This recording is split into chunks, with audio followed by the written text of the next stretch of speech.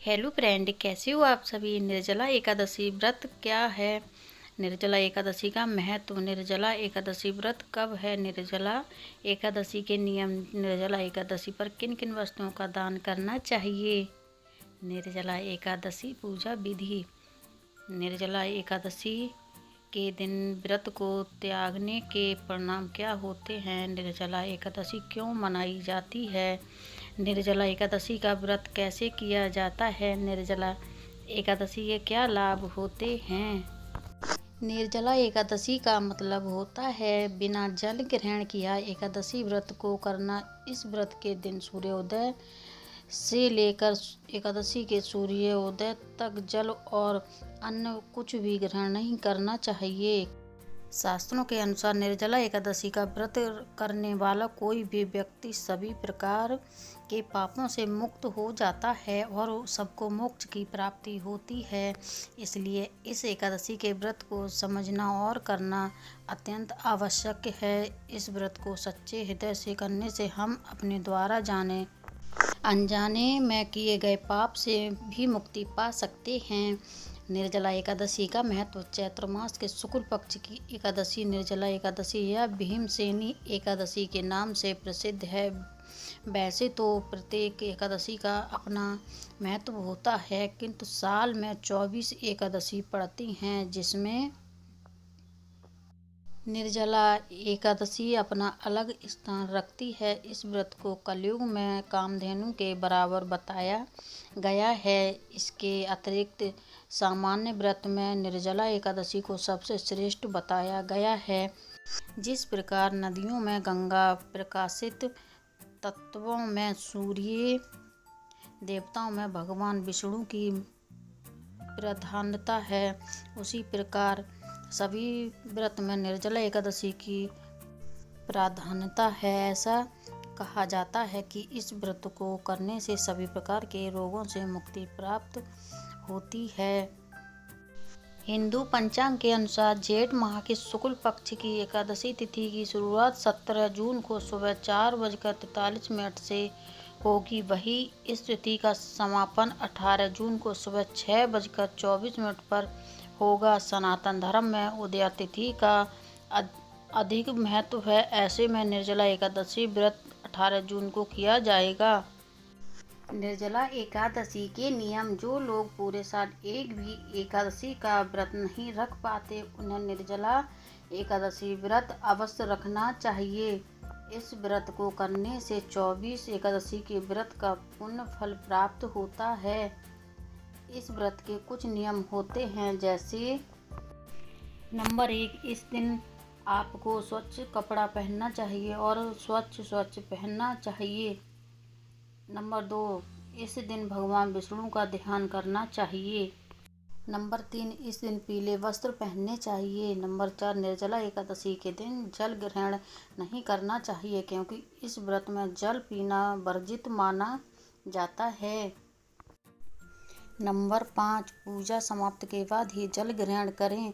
Number 6, इस दिन किसी से भी वाद विवाद नहीं करना चाहिए। नंबर 7, इस व्रत को सच्चे हृदय से करना चाहिए। नंबर 8, इस दिन चावल खाना या बनाना वर्जित माना गया है।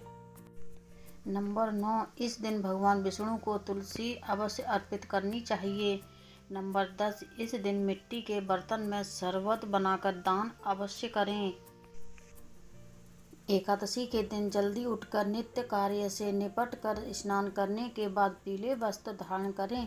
धार्मिक मान्यताओं के अनुसार एकादशी के व्रत में स्त्रियों को बाल धोकर नहीं नहाना चाहिए। वही इस दिन साबुन शैम्पू का इस्तेमाल भी नहीं करना चाहिए, क्योंकि इस व्रत में ऐसा करना शुभ नहीं माना जाता है।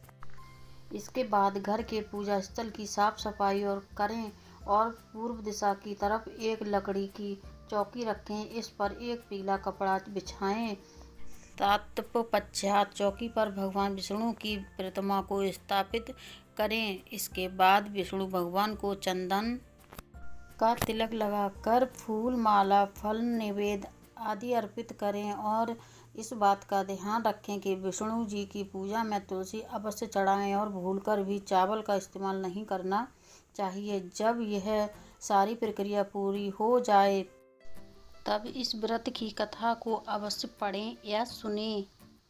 इस दिन विष्णु सहस्त्र नाम, विष्णु चालीसा, विष्णु मंत्र, तुलसी मंत्र और विष्णु प्रस्तुति का पाठ करने से जीवन में सुख समृद्धि का वास होता है। अंत में भगवान विष्णु की आरती करें और तुलसी की पूजा अवश्य करें। और इस व्रत में तुलसी को जल देने से बचें, लेकिन दीपक अवश्य प्रज्वलित करें। निर्जला एकादशी के व्रत को त्यागने के परिणाम क्या होते हैं? निर्जला एकादशी के व्रत को त्यागने से व्रती का आत्मा में शुद्धि और साक्षात्कार होता है। यह व्रत उनके आध्यात्मिक उन्नति में मदद करता है और उन्हें अपने आदर्शों के प्रति प्रतिबद्ध बनाता है। निर्जला एकादशी का मानना इनके महत्वपूर्ण तात्विक और आध्यात्मिक मायने के कारण होता है। इस दिन व्रती भगवान विष्णु की पूजा करके अपने शरीर और मन को शुद्ध करने का प्रयास करते हैं और अन्न पानी की परिग्रहण की परंपरा को त्याग कर आत्मा को साथ आध्यात्मिक जुड़ाव का अनुभव करते हैं। निर्जला एकादशी का व्रत कैसे किया जाता है? निर्जला एकादशी के व्रत के दिन व्रती को पानी और अन्न की अनुमति नहीं होती। वे सिर्फ फल, सब्जी, दूध और दही का सेवन कर सकते हैं। इसके अलावा व्रती को विशेष भक्ति और ध्यान के साथ भगवान विष्णु की पूजा करनी चाहिए। निर्जला एकादशी के क्या लाभ होते हैं? निर्जला एकादशी के व्रत से शरीर में आत्मिक और शारीरिक शुद्धि होती है। यह व्रत व्रती को स्वास्थ्यमंद रखने में मदद करता है और मानसिक शक्ति प्रदान करता है। तो फ्रेंड, ये जानकारी आपको कैसी लगी? अच्छी लगी तो मुझे कमेंट करके ज़रूर बताएं और वीडियो को ज़्यादा से ज़्यादा लोगों में शेयर कर दें। चैनल पर पहली बार आए तो चैनल को सब्सक्राइब कर लें। धन्यवाद।